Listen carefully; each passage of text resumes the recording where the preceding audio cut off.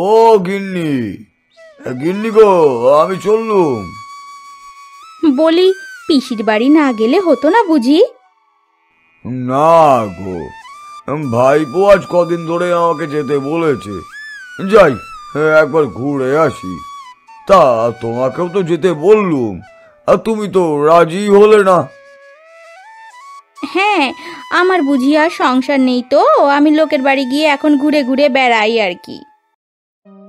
বেশ বেশ, তবে আমি চললুম, কেমন?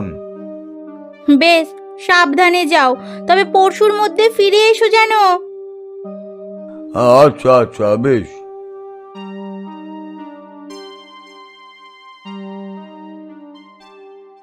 এই বলে আমি হরিহরপুরে আমার পিসির বাড়ির দিকে রওনা হলাম। আমার গ্রাম পঞ্চবটি থেকে হরিহরপুরের দূরত্ব প্রায় 1.5 ঘন্টা। আমাদের গ্রামের বাস স্ট্যান্ড থেকে বাসে চেপে আমি হরিহরপুরে পৌঁছলাম।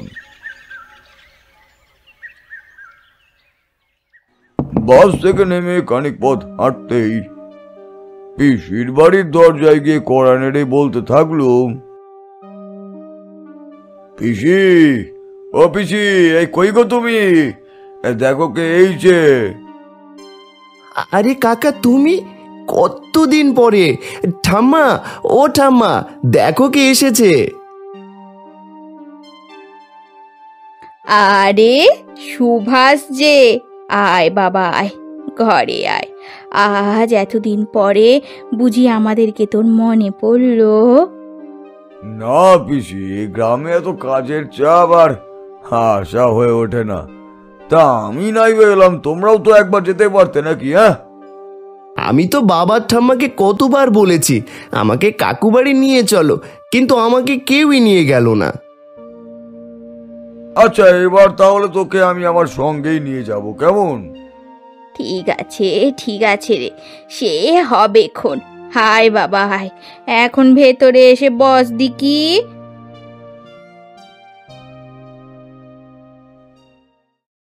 সেদিন সন্ধ্যাবেলায় আমি ঘরের মধ্যে একটি বই পড়ছি, ঠিক তখনই আমার ভাইপো মৃণাল এসে আমাকে বলল,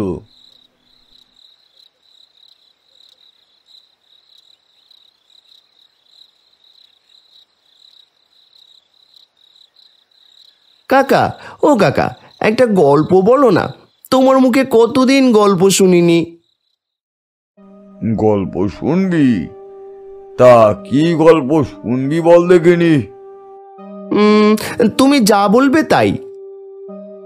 আমি তো ভূতের গল্প ছাড়া আর কোনো গল্পই জানি না হে। তাহলে তুমি আমাকে একটা ভূতের গল্পই বলো।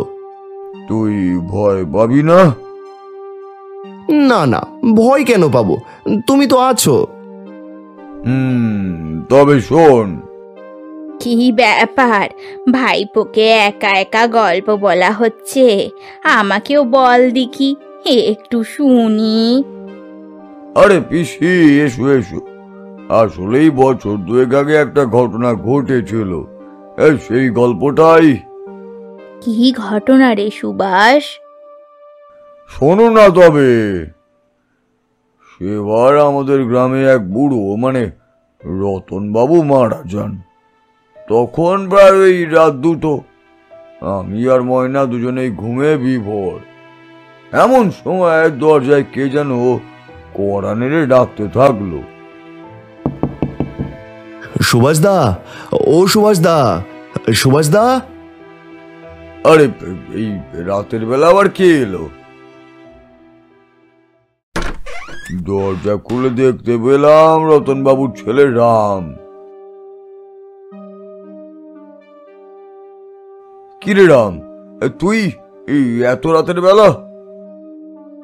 সুভাষ দা, শিগগিরই এসো, বাবা মারা গেছে, বাবাকে শ্মশানে নিয়ে যাওয়ার ব্যবস্থা করতে হবে। এই রাতের বেলা এখন? হ্যাঁ, এসো না সুভাষ দা। আমি ওর মুখের দিকে তাকিয়ে আর না বলতে পারলাম না, তাই আমি রতন বাবুকে নিয়ে শ্মশানেই গেলাম।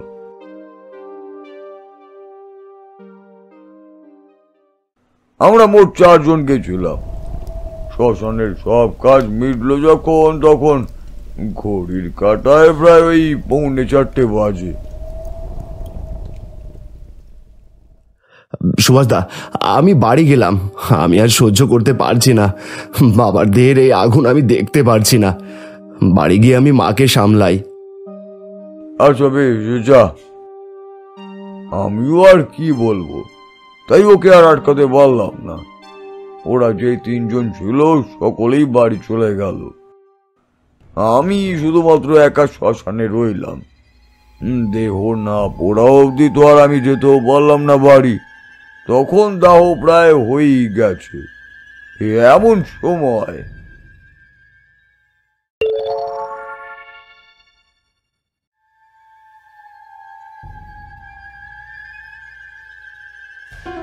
আরে ওখানে ওটা কি যেন একটা চকচক করছে না? একবার কাছে গিয়ে দেখি তো।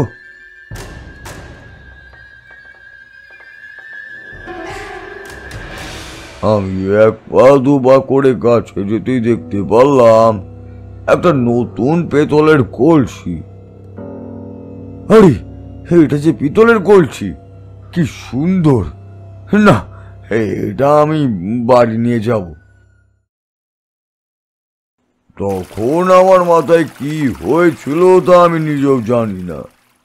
সেই পিতলের কলসির মধ্যে থাকা জলটা আমি ফেলে দিয়ে কলসিটাকে বাড়ি নিয়ে চলে এলাম এবং বাড়ির বারান্দায় সেটাকে রেখে আমি স্নান সেরে ঘুমিয়েও পড়লাম।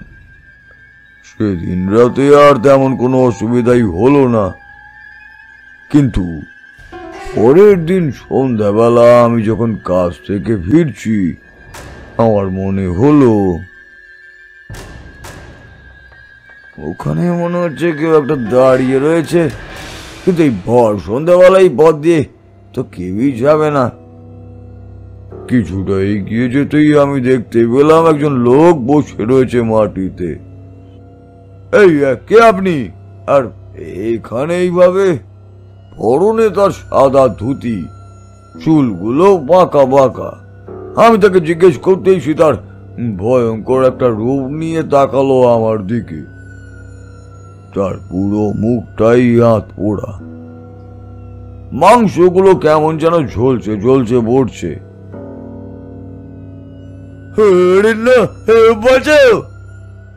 এই বলে আমি এক দৌড়ে বাড়ি চলে এলাম।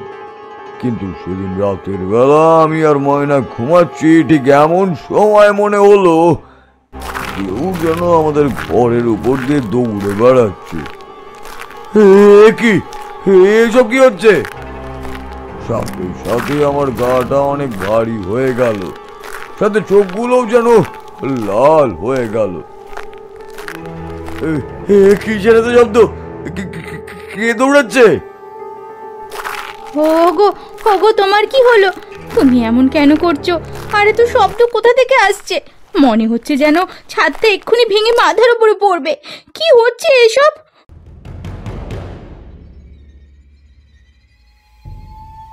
তারপর কিছুক্ষণ পরের মধ্যে যেন আবার একা একাই সবকিছু ঠিকও হয়ে গেল। একদিন আমি কাজ থেকে বাড়ি ফিরে এসে দেখি ময়না রান্নাঘরে রান্না করতে করতে কেমন যেন গোঙাচ্ছে।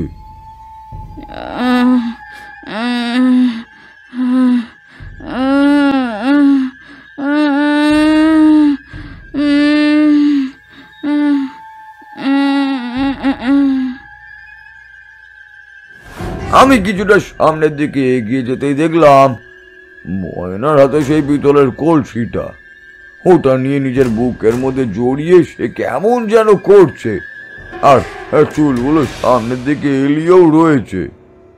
গিন্নি, ও গিন্নি, আরে কথা বলছো না কেন?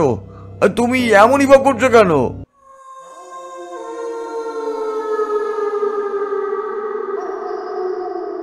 গিন্নি, গিন্নি, কি হলো?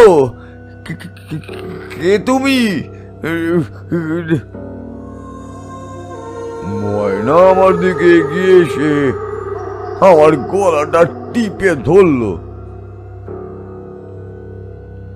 আরে আরে, কি করছো নাকি? ছেড়ে দাও, আমাকে ছেড়ে দাও।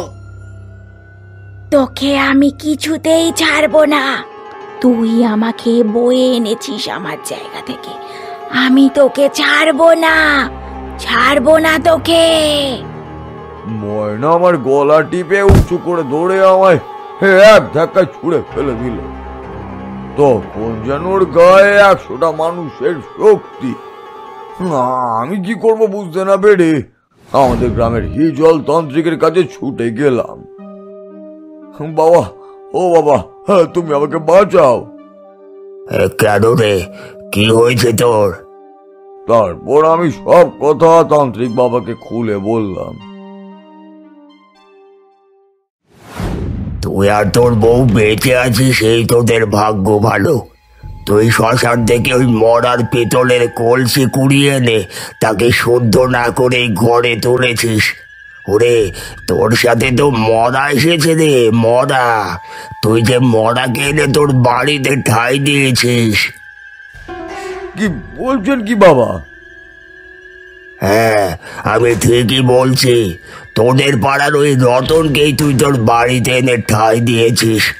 এখন যে তোর আর বাঁচার উপায় নেই। বাবা, আপনি এমন বলবেন না। আপনি রক্ষা করুন বাবা, কিছু একটা করুন বাবা। বেশ, চল। তারপর তান্ত্রিক বাবা আমাদের বাড়িতে এলেন এবং ওই কলসিটা নিয়ে কলসিটার মধ্যে একটা জল ছিটিয়ে মন্ত্র উচ্চারণ করতে থাকলেন। ওম ক্রিং ক্রিং ওম ক্রিং স্বাহা। তারপর একটা ঢাকনা দিয়ে ওই কলসির মুখটা বন্ধ করে দিলেন তান্ত্রিক এবং সেটাকে নিয়ে সে চলেও গেলেন। তারপর আমার গিন্নিও বেশ ভালোই হয়ে গেল এবং আমাদের বাড়িতেও আর কোনো সমস্যাও রইল না। বাবারে, তুই তো বড় বাঁচা বেঁচে গেছিস। হ্যাঁ গো, সত্যি পিসি। ওই দেখো, মৃণাল গল্প শুনতে শুনতে ঘুমিয়েই গেছে। হ্যাঁ, ঠিক আছে পিসি, শুয়ে পড়ো, আমিও ঘুমাই। কাল আবার সকাল সকাল ফিরতে হবে। বেশ।